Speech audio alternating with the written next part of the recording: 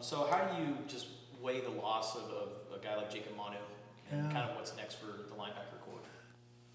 Well, I'm not going to short that we're losing a great football player and all, but like we have said, and we talked about, man, we just need to pick up the flag and keep marching forward.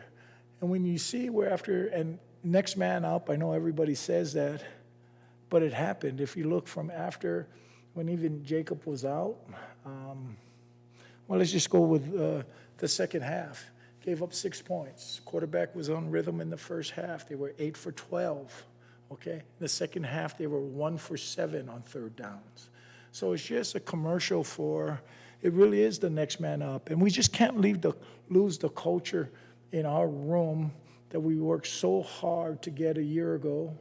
Because from what I understand when I got here, it wasn't always warm and fuzzy for the defense the year before. And slowly developed a culture of resilient and toughness, maybe starting at the Mississippi State game where the first 4 drives on the road were interceptions, how sweet it is, and we kept battling back. And we've been able to maintain that this year, even in this last game.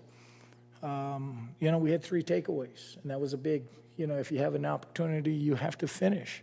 But then there were also 3 turnovers where we had to walk back out there and gave up 3 points. Those are 3 wins. And so just the attitude and that we just can't lose, and was like that against Texas Tech in the second half, 5-3 and out. So there's still a lot of things we can build on. And in that second half, Stooks wasn't out there, Gunner wasn't out there, Chuba wasn't out there, Bobo wasn't out there, Killebrew wasn't out there, but yet you gave up an offense that is one of the better offensive first-round draft choice at quarterback, and I thought they held their own. I'm proud of them, and it's just a commercial for life. You're going to get that's the thing about football. If all we do as coaches is teach you X's and O's and how to defend a pass, we're not doing our job. But part of this is overcoming adversity. I mean, that's a life lesson in itself, that this game of football is a great laboratory for life too. And we just got to keep moving forward. Whoever is able to play, we'll line up, somebody blow a whistle, put the ball on the ground, let's go. And I guess that's my short answer to that question. What has the preparation been like for West Virginia's offense, knowing that they have a quarterback injury situation potentially? Yeah. As Genesis pointed out, like one of the guys is left-handed, one is right-handed. One runs a little more than the other. So how do you handle Yeah, I think you always build to stop the starting quarterback until you hear differently. And because it's not going to change. They're not going to reinvent their offense in 4 days. They're still going to run the same offense. The emphasis may be different.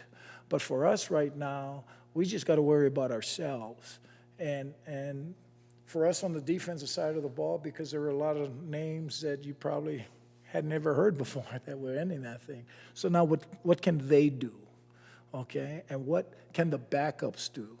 And that's where you got to be realistic, because we can draw a lot of lines on a board, but what can get executed? So that's where I'm at right now, is just making sure that Owen has to play another position. And then we got guys that are double duty now. If somebody goes down, Genesis got to go to another position. Does Gavin Hunter come in? Where do you go? So, we got to know what we can execute and not worry about their situation over there. Ideally, linebackers stay healthy this weekend, but in terms of depth, where would you look behind the 2 starters? Yeah, so, as you saw last week, we went to the dime package, the 6 DBs, and as I was just mentioning about who can learn what positions. We got 2 pieces in there, Dalton and Genesis. They can do a lot of things. We try to keep it simple for some of the newer pieces that are in there. And so now what you decide is when you start talking about who's the next man up, do you go with a dime package, which means you play with 1 linebacker, or do you come out and you play with your nickel package, which 2 linebackers and 5 defensive backs? So those are the decisions we're in the middle of making. Both personnel groupings are getting work, and then decide where we go, on which direction we go when the game starts, whether we go nickel or we go dime. Justin? A lot of people are interested in these two specific linebackers, Leviticus Sua and Justin Flo. Where are they at right now?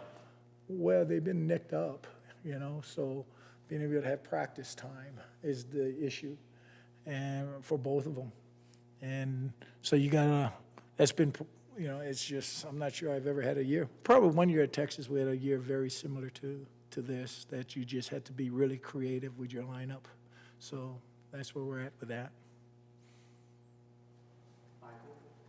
One of the highlights from Saturday was Jack Luttrell getting 2 interceptions. What did you think about his performance, and how would you assess his progress? Yeah, I thought he had a nice game. The one that really has helped him with that was Genesis. Genesis is the one that has really had to, because he's a natural free safety that's got great ball skills. And I felt bad on that opener because I put him in a tough spot where he's trying to get Jack lined up, and they quick snapped it on him, and he was in the wrong place. But Jack did a nice job, stayed in, really did what he was supposed to do with a list of techniques that he had, and, was in the right space at the right time, which was beautiful. What have you seen out of West Virginia overall as an They're, once again, it's a team that is based on run. Quarterback's legs is a big part of that run, different from some of the guys earlier on, which were speed, sideline to sideline quarterbacks. This one here is a physical downhill guy that is really a running back in their mind. And then to complement that, a lot of vertical throwing game, with hard run fakes and taking their shots down the field. So, it would be another great challenge for us again this week. And I think in this conference, we're all in the same boat. I think they're walking in there thinking they got a chance to stack a W, and we're walking in there thinking the same. So that's where we'll go with it. And then how would you assess the team morale? After losing 3 straight games, a lot of guys can maybe check out or feel down on themselves. What's been kind of the mood? Yeah, so not with us. That's the beauty of what I was talking about earlier, the culture of our team. We've had great practices out there. I mean, as a coaching staff, we understand, and we've had to keep a high energy level too. But, for us on defense, I can talk about the defense for sure. The leadership in our 4 walls is outstanding. It's as good as any team I've been around when you're talking about Manu, Gunner, Traden Stukes. Because what you see, even when these guys are down, if you will watch them, they're finding ways to contribute and to keep these guys up. You watch Manu, he's on the sideline, trying to keep these guys, still keeping his, that leadership, that fire in there. And I think we respect that. We have one way to go. We sell that all the time. And I think when at the end of we always talk about Monday, we reassess the game. That was a good offense we lined up in. But at the end of the thing, as I said, 6 points, 1 for 7 in the third quarter. You can continue to build on that, and that's who we are. You can't lose that. That's who we are. That is the trademark of who we are. And that's how it was when I was here back in the 90s. That's who we were. We were a tough-minded, mentally and physically tough football team, and we're going to continue to do that because that comes from the leadership, coaches and players. When Owen Goss got his first extended playing time against Kansas State, he really struggled, and he's been much steadier since then, better tackling. What has enabled him to improve? Well, reps matter. It's a brand new defense. It's a brand new language. It's a brand new, he came from a quarters team to more of a one-high team. So the reps are starting to stack up. I've said it in here before. This is not a game of pour water, instant football player. It takes reps, unless you're Chris McAllister, just trot him out there and stay out of his way. Just make sure he knows what time the game is. But so the reps are really starting to matter for him. We've tried to keep it simple for Jack. Mitch Freeney came in, and when Bobo couldn't go, and you got to respect Bobo. It was a game day decision. Did not take 1 rep last week at all. Tried to go, and even on that 4th down, he's a step away. He made that exact play at Utah. The dig, but it just gave out on him. But those are the things that I think you got to just really embrace and talk about, the toughness. Because a lesser outfit, back to your question, how's the team morale? You get guys trying to trot out there and do whatever they can. And you got to build on that and talk about that and take great pride in that. You know, that's all part of the process of winning football teams, because it will come back and really help us in the long run. As we all know, you know, the greatest growth you get many times is during the struggle. Jason? Kind of on that note, you know, you mentioned that the defense will get 3 and outs, and how do you avoid defensive players getting frustrated on offense? You just got to talk about control what we can control. We can't control what's out on the field if we're not out there.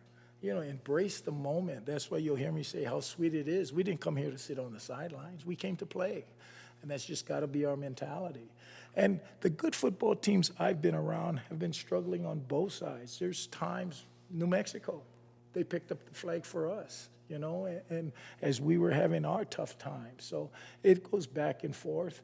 And but that's what we talk about. Just control what we can control, and let's go play. So obviously you would like to have a guy like Jacob Manu out on the field, but what do you think this could do for Tate Brown in terms of his development as a leader? Oh, yeah. The same thing it's done for Dalton and Jack and all those guys. They got to emerge. Genesis now has, you know, he was the little brother behind Stooks and Gunner, and now he's got to emerge. They went off to college. He's the big brother in the house now. And Tay is now taking more of a leadership role, and you know, now he's helping the younger linebackers that are in there. So that's just part of it. That's life. That's football. Those things happen to you, you know. And I think he's done a great job with it all. We really look to him to be now. You know his personality is much different than Manu's in terms of being that vocal leader. Now it's your time. You have to pull that out of him and help that and encourage him with that, because he knows all the answers. But Manu was kind of the alpha, you know. And now it's his time. It's his time. And he's embraced that role. Last question to Mike. I know you said you can only control what you can control, but you do have experience on offense. Do you ever talk to the offensive coaches and give them ideas? No. Or do they ever ask you? Absolutely not. No. Okay. Absolutely not. They're in a. I've been there. It's a tough, you know, when you're losing some pieces in there, but we are just battling and getting our way through it. And but we're all in this together. The beauty of this team, and why, you know, I had much respect when I heard Brennan was going to stay here, because I know I was raised by the same guy in this profession that he was raised by. It's going to be tough. We're all going to assume responsibility, and we're all going to fix this thing. And that is the mentality we have, and that's what this team is, still together and up and running. And I know Dick told me is smiling now, because you guys probably don't know. Anthony and, well, Brian does. Anthony and Greg would know. He would embrace these situations. The tougher it gets, the better we are, you know, and he would embrace these situations. And that's how we are looking at it as a staff, too. Just everybody do your job. We're all in, and let's go fix this thing. You know, much like the players laugh at me, because so many times at this I reference Apollo 13. You know, let's get that round hole in the peg. Somebody go get the duct tape, man, and let's go fix this damn thing. All right? Because now we wanted to walk on the moon. Now let's just get Apollo 13 back. You know, I remember now when I was young, I remember watching the original moon landing. Boy, I was glued to that TV. And like rest of America, you know, when the Apollo 13, I was probably out shooting baskets. I didn't care. And now when I saw the story, I said, God damn.